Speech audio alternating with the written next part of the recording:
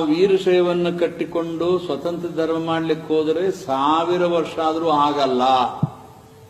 1000 ವರ್ಷ ಆದರೂ ಸ್ವತಂತ್ರ ಧರ್ಮ ಆಗಲ್ಲ. ಕಾರಣ ಅಂದ್ರೆ ಆ ವೀರಶೈವ ಅನ್ನೋ ಶಬ್ದದಲ್ಲಿನೇ ಶೈವದ ಒಂದು ಪ್ರಭೇದ ವೀರಶೈವ. ಶೈವ ಅನ್ನೋದೊಂದು ವೃಕ್ಷ. ಆ ವೃಕ್ಷದಲ್ಲಿ ಆದಿಶೈವ, ಅನಾದಿಶೈವ, ಅಪರಶೈವ, ವೀರಶೈವ 7 ಭಾಗ ಬರ್ತದೆ. ಅದರಲ್ಲಿ ಕೊನೆಯದೇ ವೀರಶೈವ. ಶೈವ ಧರ್ಮದ ಶೈವ ವೃಕ್ಷದ ಒಂದು ಶಾಖೆ ವೀರಶೈವ.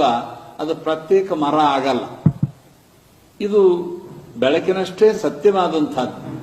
ಈ ಹಿನ್ನೆಲೆಯಲ್ಲಿ ನಾವು ವೀರಶೈವನ್ನ ಹಿಡ್ಕೊಳ್ಳಾರ್ದೇನೆ ಇದು ಲಿಂಗಾಯತ. ಜೊತೆಗೆ ವೀರಶೈವದ ಹಿನ್ನೆಲೆಯಲ್ಲಿ ಏನೇನಿದೆ? ಬಹುದೇವ ಉಪಾಸನೆ ಇದೆ, ಚಾತುರ್ವರ್ಣ ವ್ಯವಸ್ಥೆ ಇದೆ, ಸ್ತ್ರೀ ಪುರುಷರ ಭೇದ ಇದೆ. ಜೊತೆಗೆ ಅದು ಸಂಸ್ಕೃತದಲ್ಲಿದೆ, ಕನ್ನಡದಲ್ಲಿ ಇಲ್ಲ. ಆ ಹಿನ್ನೆಲೆಯಲ್ಲಿ ನಾವು 12ನೇ ಶತಮಾನದಲ್ಲಿ ಮಹಾತ್ಮ ಬಸವಣ್ಣವರು ಏನು ಕನ್ನಡದಲ್ಲಿನೇ ಈ ಕಾರ್ಯವನ್ನು ಪ್ರಾರಂಭ ಮಾಡಿದ್ರು. ವಚನಗಳ ಮೂಲಕ ಜೇನು ತಟ್ಟೆಗೆ ಹುಳುಗಳು ಬರುವಂತೆ ನಿಮ್ನ ವರ್ಗದ ಜನಗಳು ಬಂದರು.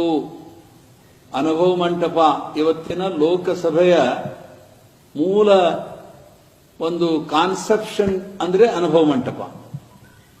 ಆ ಅನುಭವ ಮಂಟಪದ ಅಧ್ಯಕ್ಷರೇ ನಿಮ್ನ ವರ್ಗದವರಿದ್ರು. ಅಲ್ಲಮ ಪ್ರಭುಗಳು ಅವರು ಮದ್ದಳೆ ಬಾರಿಸುವಂತಹ ಜನಾಂಗದವರು.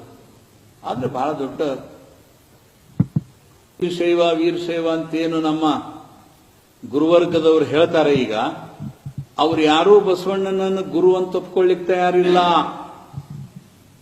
ಬಹಳ ಗಂಭೀರವಾದ ವಿಷಯ ಇದು. ಇವತ್ತೇನು ಅವರು ಗುರುಗಳು ಹೇಳ್ತಾರೆ, ಅವರನ್ನು ಗುರು ಅಂತ ಒಪ್ಕೊಳ್ಳಿಕ್ಕೆ ತಯಾರಿಲ್ಲ, ಸಮಾನ ಸ್ಥಾನ ಕೊಡ್ಲಿಕ್ಕೆ ತಯಾರಿಲ್ಲ. ಬಸವಣ್ಣನ ಹೆಸರು ಬಹಳ ಬೆಳೆದದೆ, ಬಸವಣ್ಣನ ಕೀರ್ತಿ ಬಹಳ ಬೆಳೆದದೆ ಅನ್ನೋದಕ್ಕೆ ತಾವು ಇದರ ಒಂದು ಭಾಗವಾಗಬೇಕು ಅಂತೇಳಿ ವೀರಶೈವ ಲಿಂಗಾಯತ ಆಗ್ಲಿಕ್ಕೆ ಒಪ್ಪಿಕೊಳ್ತಿದ್ದಾರೆ ಹೊರತು ಅವರು ಸನಾತನಿಗಳೇ, ಮೂಲಭೂತವಾದಿಗಳೇ.